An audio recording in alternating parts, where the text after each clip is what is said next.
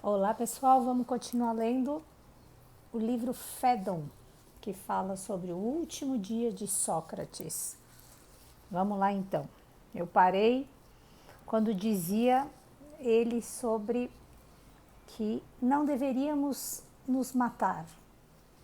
Por quê? Porque somos de propriedade do Criador, né? Claro que ele não disse com essas palavras, estou falando aqui com as minhas palavras. Então, se pertencemos aos deuses, são os deuses os únicos que podem nos tirar a vida. Continuando aqui. Isso ao menos, disse Sebes, parece-me plausível. Mas o que afirmavas há pouco, que os filósofos facilmente se resignariam a morrer, isso parece-me muito estranho, Sócrates. Se é verdade, como acabamos de reconhecer que o Deus é que vela por nós e que nós somos propriedade sua.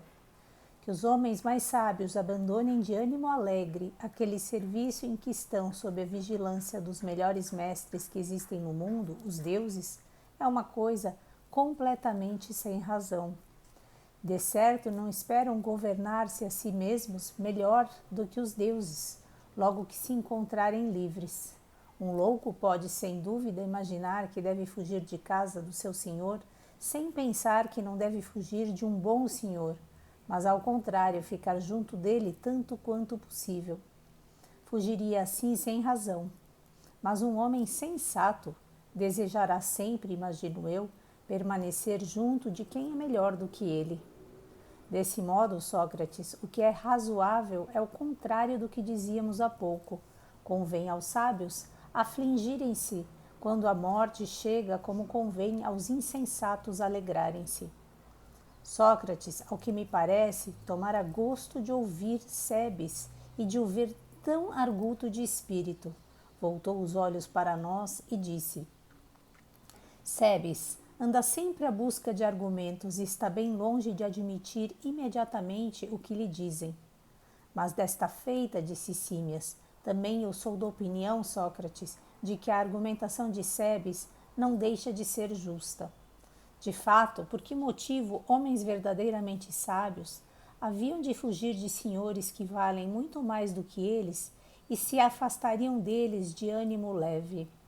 E também me parece que o discurso de Sebes te visava a ti, que te resignas tão facilmente a deixar-nos a nós e aos deuses, que são, tu mesmo concordas, excelentes donos. Tendes razão, disse Sócrates, quereis dizer, penso eu, que devo responder a estas objeções e defender a minha causa como diante de um tribunal. É isso mesmo, respondeu Símias. Vou continuar rapidamente aqui, só uma pausa. Como eu já falei no vídeo de ontem, inclusive, Símias e Sebes são alunos pitagóricos da escola de Pitágoras. Eles representam bastante esse pensamento do Platão. E aqui eles estão sempre, durante esse momento, se contrapondo ao discurso de Sócrates, o que nos facilita entender exatamente aquilo que Sócrates acreditava, porque ele vai explicando de uma maneira cada vez mais detalhada. Platão, claro, que escreve esse livro. Então aqui existe até uma ironia que o Sócrates está fazendo com os seus alunos, dizendo, bom, seus alunos, amigos, dizendo, bom, vou aqui ter que me defender como eu me defendi diante do tribunal, que acontece no livro Apologia de Sócrates. Porque eles estão dizendo, se Deus é tão bom, e um sábio sabe disso, e é a melhor coisa que existe é ficar perto daqueles que são bons, por que você vai se deixar morrer? Todo o tempo eles aqui tentando entender essa resignação do Sócrates. E aí vamos continuar, ele vai explicar, como eu já disse, né? Não se sabe o que é a morte, né? Sócrates não acreditava na mortalidade da alma, pelo contrário, então ele vai aqui justificar tudo isso. Vamos então, disse ele, procurar defender-nos e convencer-vos melhor do que fiz aos meus juízes. Com certeza, Símias e Sebes, se eu não acreditasse que vou encontrar no outro mundo, primeiramente, outros deuses sábios e bons, e depois homens melhores do que os daqui, andaria mal em não me irritar com a morte. Mas ficais certos de que espero ir para junto de homens de bem. Isto não afirmo eu positivamente, mas Quanto ao ir encontrar deuses que são excelentes senhores, sabei que, se é possível afirmar coisas desta natureza, posso afirmar esta positivamente. É por isso que não me incomodo tanto com a morte, porque, ao contrário, tenho a firme esperança de existir alguma coisa depois da morte, alguma coisa que, segundo as velhas crenças, é muito melhor para os bons do que para os maus. Pois que, Sócrates, disse Símias, teimas em partir, guardando para ti sozinho este pensamento? Não o queres participar a nós? Parece-me tratar de um bem que também nos é comum. Ao mesmo tempo, se nos convenceres do que dizes, estará feita a tua defesa. Está bem, disse ele, vou tentar. Mas antes vejamos o que Críton parece querer dizer-me a um momento. O que eu quero dizer, Sócrates, disse Críton, é muito simplesmente o que me repete desde há um bom pedaço de tempo aquele que deve dar-te o veneno, avisar-te de que deves conversar o menos possível. Pretende ele que se aquece demasiado quando se fala, coisa que importa evitar quando está para tomar o veneno. De contrário, às vezes torna-se forçoso tomar 2 ou 3 doses por se estar assim acalorado. Deixa-o falar, respondeu Sócrates. O que ele tem a fazer é preparar a droga de maneira a poder dar-ma 2 vezes ou mesmo 3 vezes se for preciso. Já esperava de ti essa resposta, disse Críton, mas ele não tem desistido de me atormentar os ouvidos. Aqui só um parênteses, né? Lembrando, Críton, um grande amigo de Sócrates, ele que vai dar, né, o veneno para o Sócrates, ele que inclusive vai fechar os olhos de Sócrates e,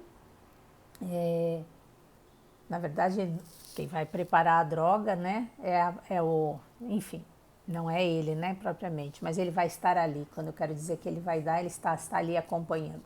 Acho que eu me expliquei mal, mas o que eu quis dizer aqui especificamente é que Críton, amigo de Sócrates, que eu já citei anteriormente, ele que vai cuidar dos filhos de Sócrates, vocês vão ver isso mais para frente, que vai ter essa combinação, ele que vai fechar os olhos de Sócrates, um grande amigo. E aqui o Sócrates está nos chamando a atenção por uma coisa. Parece que já se disse, né, que quando se morre não é igual para os bons quanto para os maus. E ele dá essa dica aqui e o Símias vai perguntar como assim? Me explique isso mais um pouco. Então a gente está vendo dentro dessa obra diversos ensinamentos aqui que existiam e que foram passados e que hoje chegam a nós para que a gente possa pensar, refletir e investigar sobre esse assunto.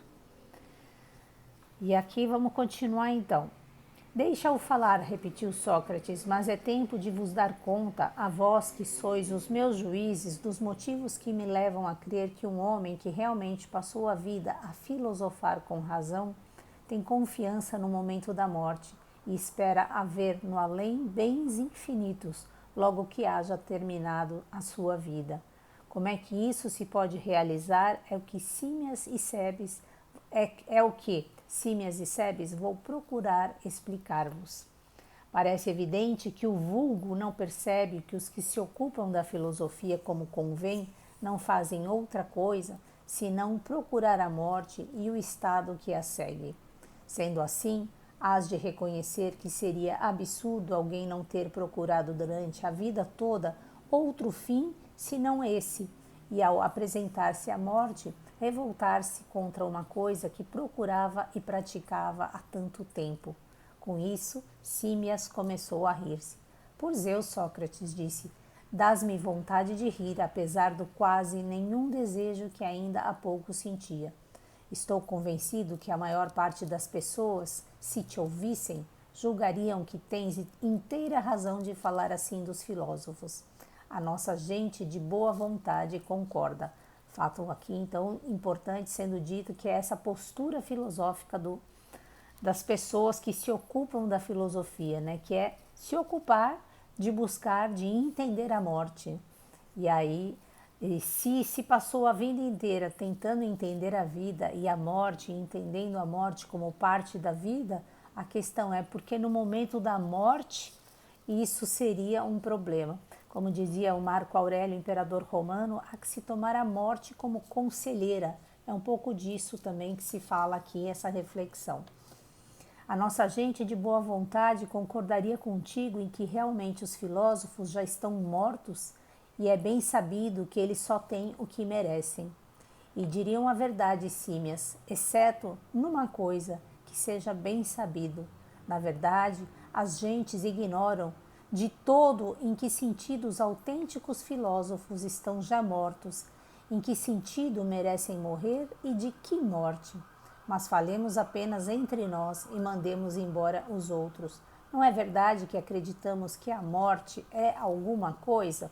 Vou parar por aqui, gente, aqui mais algumas reflexões dizendo que os autênticos filósofos aqui, eles falam sobre a morte e a pergunta é, né, que já estão mortos, então de que morte estão falando, né? Os verdadeiros filósofos, muitas vezes, eles morrem, cada um vai pensar aqui por si mesmo, eu só estou falando alguma das coisas aqui que eu estou pensando, eles morrem para essa realidade de ilusões. Então, o que realmente está morrendo, né? E o que não está morrendo na medida em que os autênticos filósofos estão despertos, né? Morre a ilusão e nasce aquele espírito verdadeiro da busca e da compreensão, né? Da busca pela compreensão da realidade maior. Continuamos então amanhã. Beijos para vocês, pessoal. Bye, bye.